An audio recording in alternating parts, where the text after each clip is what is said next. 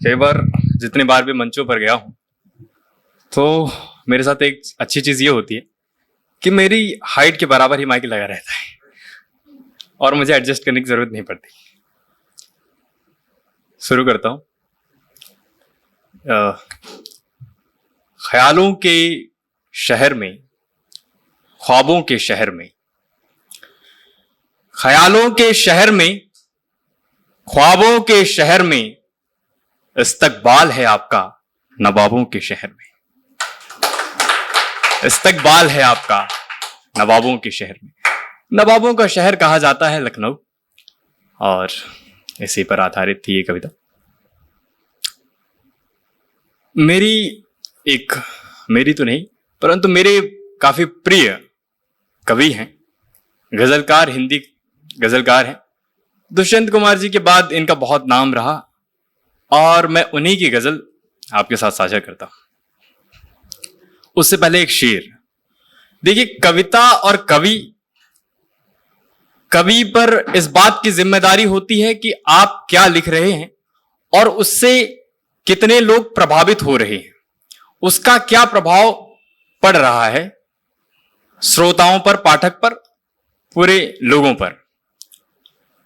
तो एक शेर के जमी बेच देंगे, जमी बेच देंगे। ये सिस्टम पर थोड़ा सा मैं वैसा होता जा रहा हूं, धीरे धीरे विद्रोही और विरोधी टाइप का।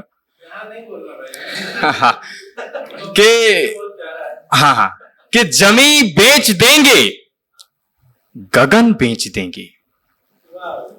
जमी बेच देंगे, गगन बेच देंगे, कली बेच देंगे, चमन बेच देंगे। कि जमी बेच देंगे, गगन बेच देंगे, कली बेच देंगे, चमन बेच देंगे। कलम के सिपाही अगर सो गए तो, कलम के सिपाही अगर सो गए तो वतन के मसीहा वतन बेच देंगे। कलम के सिपाही अगर सो गए तो वतन के मसीहा वतन बेच देंगे। तो आप पर जिम्मेदारी है कि आप कलम के सिपाही हैं और इस जिम्मेदारी को बाखूबी आप निभाइए। कोशिश कर रहा हूं कि मैं भी निभा पाऊं।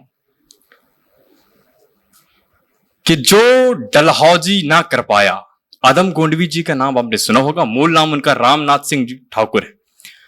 मैं वही उनकी गजल आपके साथ साझा करता हूं कि जो डलहौजी ना कर पाया वो ये हुक्काम कर देंगे। जो डलहौजी ना कर पाया वो ये हुक्काम कर देंगे। कमीशन दो, कमीशन दो तो हिंदुस्तान को नीलाम कर देंगे। कमीशन दो तो हिंदुस्तान को नीलाम कर देंगे। और जो वंदे मातरम का गीत गाते हैं सुबह उठकर, वंदे मातरम का गीत गाते हैं सुबह उठकर, अगली योजना में घूसखोरी आम कर देंगे। अगली योजना में घूसखोरी आम कर देंगे। और सदन को घूस देकर बच गई कुर्सी तो देखोगे, सदन को घूस देकर बच गई कुर्सी तो देखोगे, अगली ही योजना में घूसखोरी आम कर देंगी। अगली ही योजना में। वो जिसके हाथों में छाले हैं, वो जिसके हाथों में छाले हैं, पैरों में बिवाई है, उसी के दम से रौनक आपके बंगले में आई है। वो जिसके हाथों में छाले हैं, पैरों में बिवाई है, उसी के दम से रौनक आपके बंगले में आई है। इधर एक दिन की आमदनी का औसत है चमन्नी, उधर लाखों में गांधी जी के चेलों की कमाई है। उधर लाखों में गांधी जी के चेलों की कमाई है।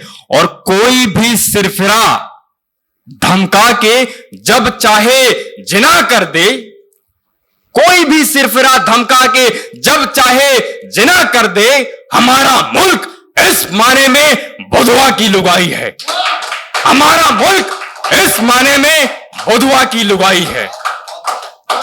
और रोटी कितनी महंगी है, रोटी कितनी महंगी है, ये वो औरत बताएगी। रोटी कितनी महंगी है, ये वो औरत बताएगी, जिसने जिस्म गिरवी रख के इसकी कीमत चुकाई है, जिसने जिस्म गिरवी रख के इसकी कीमत चुकाई है। तो ये अल्फाज थे अदम गोंडवी जी की। मैं इतना अच्छा नहीं लिख पाता, पर कोशिश करता हूं। मैंने कुछ प्रेम पर लिखी है, बहुत अच्छा तो नहीं, मगर किसी ने पूछा था कि देखो मैं कैसी लग रही हूं। ये सौभाग्य मुझको मिला, मगर वो मेरे साथ नहीं है। पर यह भी सौभाग्य, मैं इस बात पर भी खुश हूं, क्योंकि एक अकेला आदमी बहुत खुश है, और कितना खुश है वो मैं जानता हूं और मेरे दोस्त जानते हैं। खैर, तो उसने पूछा कि मैं कैसी लग रही हूं, तो उसके तारीफ में मैंने कोशिश की कि कुछ लिखा जाए। तो मैंने कहा कि एक तरफ चांद है, एक तरफ चांद है, एक तरफ तेरी शूरत। एक तरफ चांद है, एक तरफ तेरी सूरत। आप लोग शायद उस तरह से नहीं सुन पा रहे। थोड़ा मतलब इतना हो सकता है ना, कई बार पहले बार में मैंने आपको इतना खामोश और वो बिल्कुल कर दिया। तो मैं मोहब्बत भी करता हूं, ऐसा नहीं कि मैं बिल्कुल क्रोध में पड़ता हूं, सब कुछ है ना, मेरे अंदर भी मोहब्बत है। कभी मेरे से करके देखो तो मालूम पड़ेगा। हाँ, तो मैं कह रहा हूं कि एक तरफ चांद है, एक तरफ तेरी सूरत।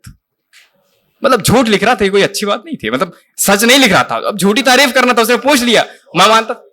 एक तरफ चांद है, एक तरफ तेरी सूरत है, चांद मुझसे पूछता मैं कौन हूं। मतलब झूठ बोलने की भी एक, झूठ लिखने की कला देख रहे हो आप। चांद खुद पूछ रहा है कि मैं कौन हूं।